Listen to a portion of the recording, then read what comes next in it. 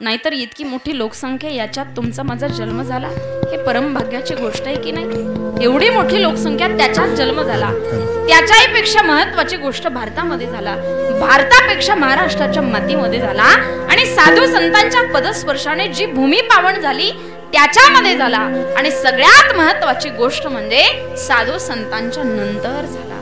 का? साधू संतांच्या नंतर जन्म झाला ही परम भाग्याची गोष्ट याच्या करता जे संतांनी आपल्यावरती केलेले संस्कार आहेत, आपल्या करता लिहून ठेवलेले धर्मग्रंथ आहेत, त्याचा उपभोग आपल्याला आज घेता येतो. आपल्याला जर साधू संतांच्या आधी जन्म मिळाला असता तर गाथा आपल्याला मिळाला असता का?